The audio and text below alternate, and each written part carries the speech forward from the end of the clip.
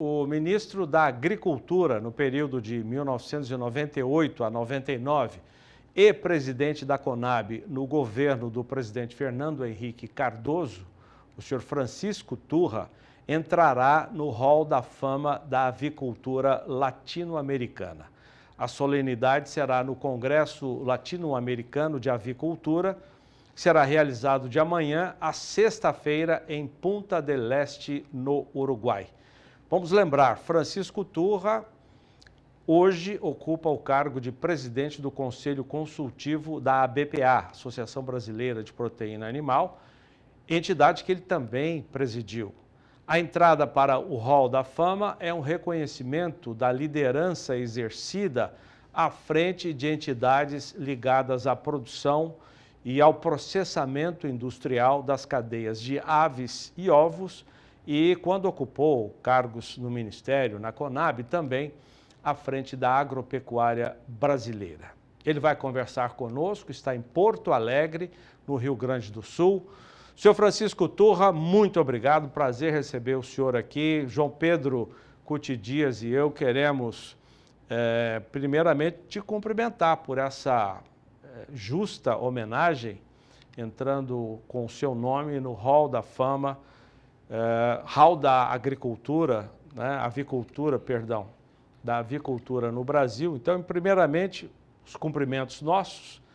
E a gente gostaria de saber o seguinte: por que o Brasil assumiu a liderança no setor de avicultura?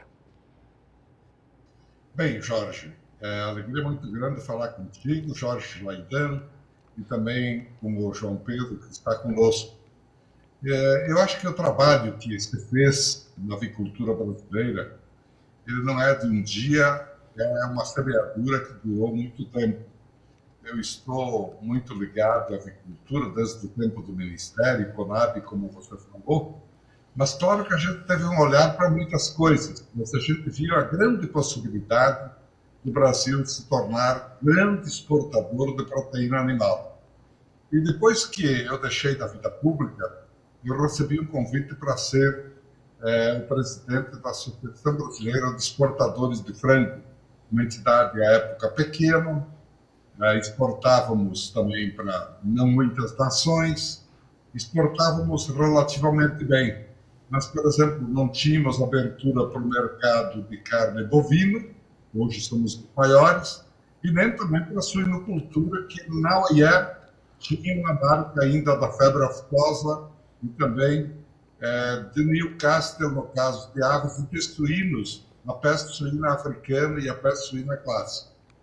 A primeira coisa que eu fiz no Ministério foi, em primeiro lugar, limpar na OIE a febre aftosa, todos sabem, e conseguimos a liberação do Brasil em circuitos agropecuários. Começamos no Sul, Sudeste, Centro-Oeste, e hoje o Brasil está todo efetivamente livre, com vacinação em muitos estados, sem vacinação outros também. Então, limpamos para a carne bovina, arrumamos tudo para a carne suína e passamos a abrir mercados, cuidar dos mercados, cuidar da sanidade, cuidar de tudo o que o consumidor aqui lá fora quer.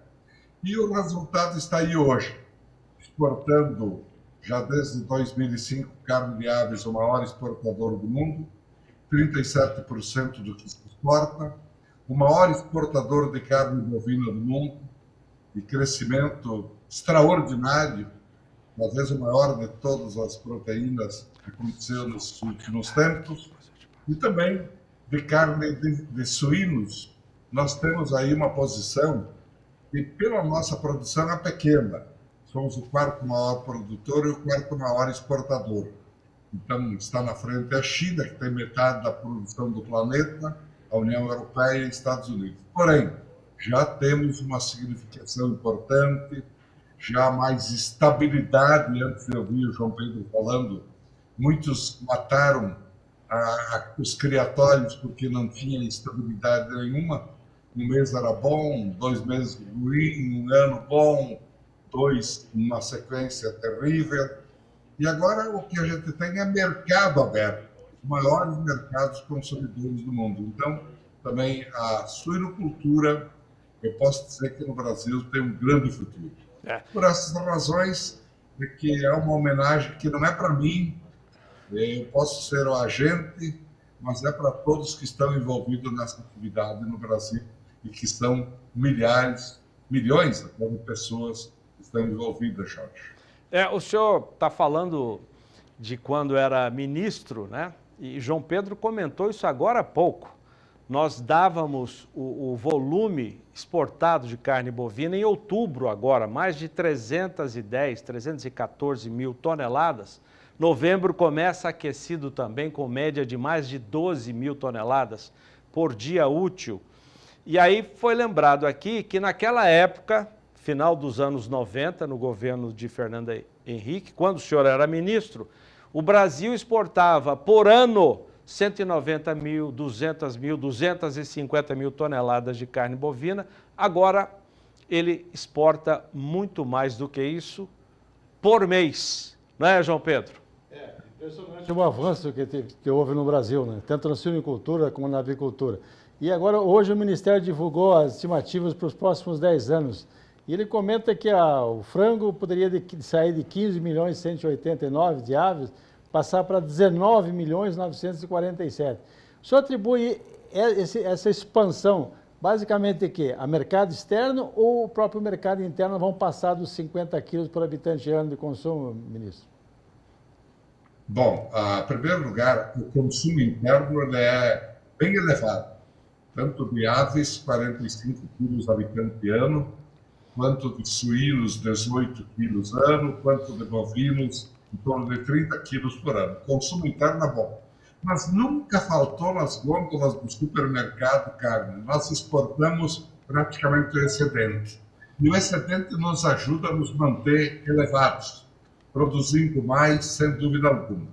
Então, olha, vocês estão acompanhando e sabem, e eu ouvi o Jorge falando de números, eu recordo que quando voltei de Paris, em 1998, que a gente liberou para carne bovina, retirou a mácula da febre aftosa, o Fernando Henrique fez uma solenidade e lançou um desafio.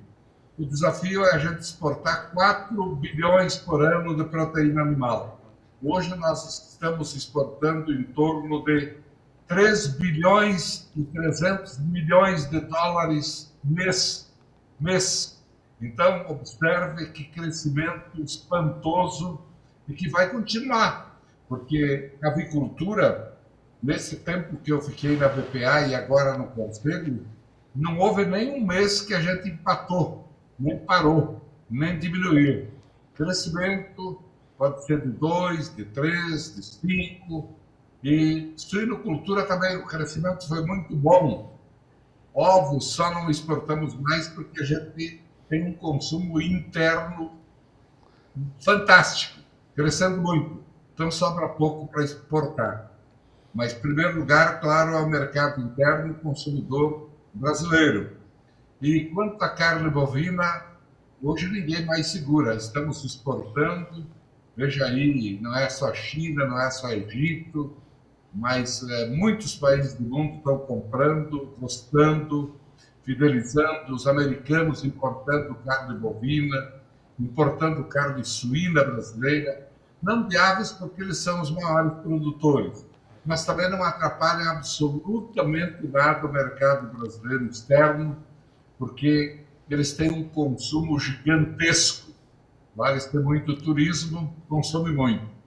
Nós produzimos 15 milhões de toneladas, eles 20, a União Europeia no conjunto 9, não mais que isso, e os demais países muito pouco, produção praticamente para o consumo interno, e olha lá. E assim com os países latino-americanos. Enfim, vocês que passam comunicando, informando, nos ajudando, saibam que aconteceu um verdadeiro milagre. E esse milagre ainda não tem fim. Vamos crescer muito, conservando a sanidade, preservando a qualidade, sendo fiel aos nossos compromissos, tudo vai. E observe uma coisa, hein?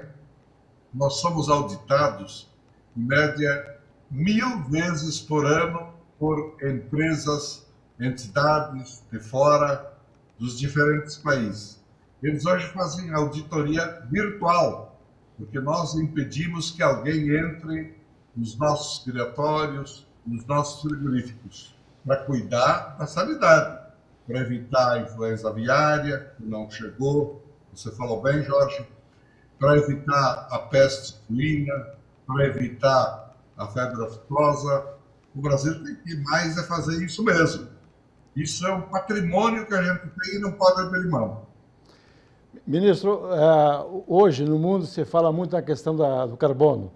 As nossas criações, especialmente a bovina, ela passa a maior, o boi verde e amarelo, ele passa a maior parte do tempo em cima de capim e na reta final talvez receba um suplemento para a terminação.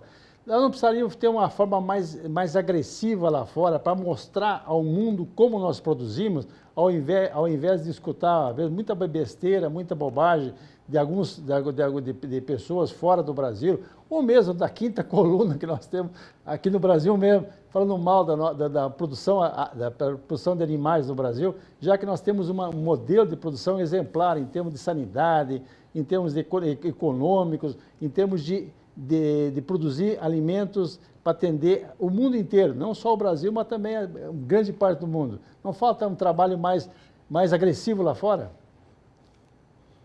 João Pedro, sem dúvida nenhuma, posso te informar que essa é uma assertiva correta. Nós descuidamos. Até algum tempo atrás, a gente praticamente ouvia e não reagia.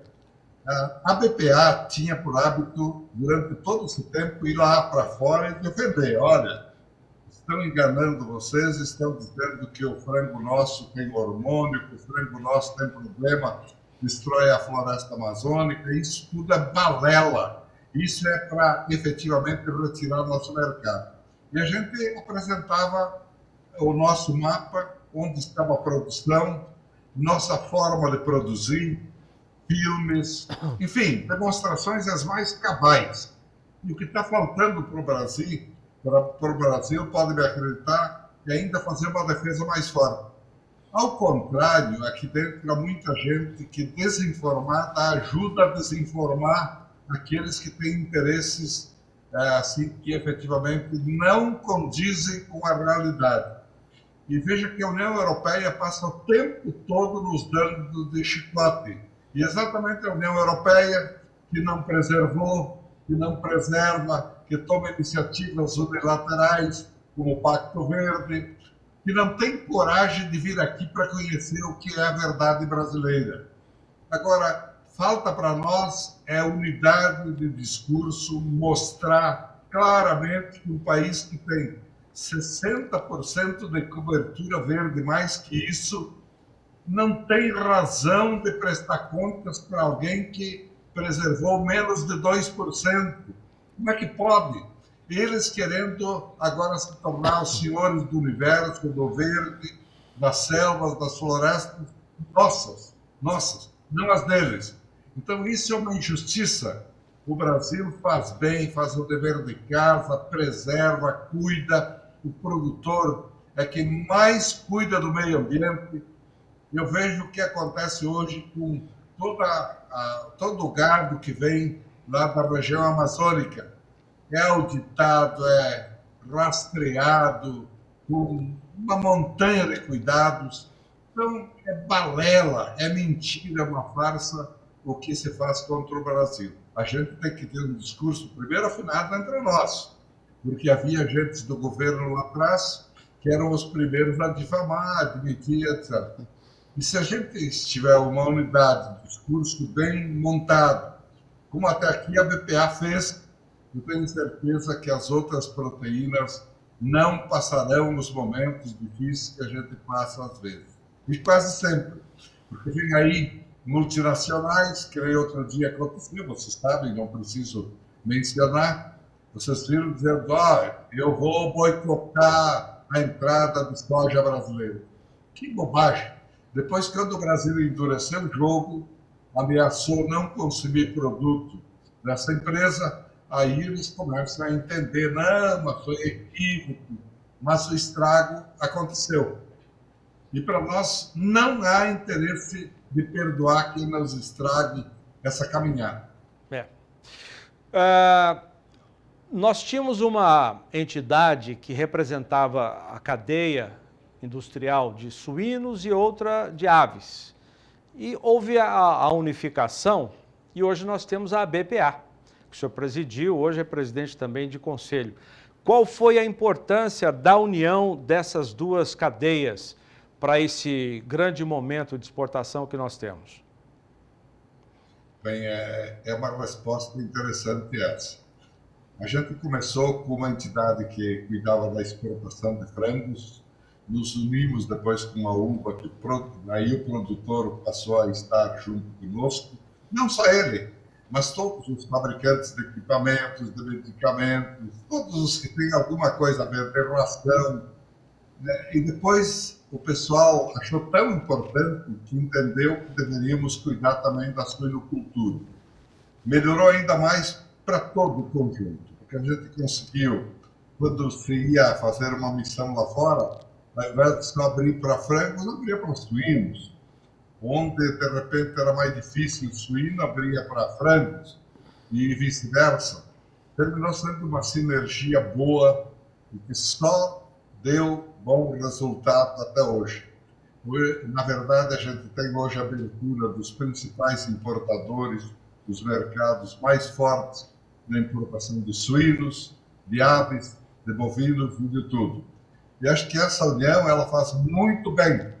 E outros segmentos, outros setores da atividade, se seguirem esse exemplo, vão gerar economia para os associados, mais sinergia para a gente poder atingir objetivos e, naturalmente, todos ganhamos com isso, principalmente o Brasil.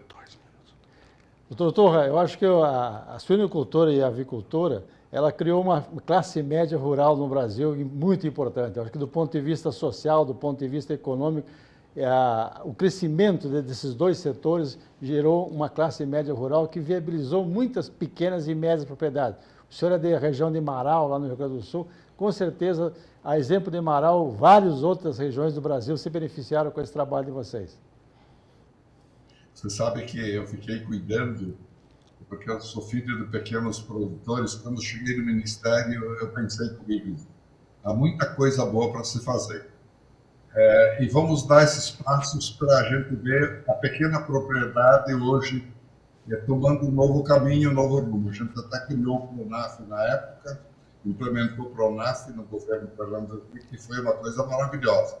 Se a reforma agrária tivesse seguido esse viés, hoje nós teríamos um êxito muito maior. O que a turma se preocupava?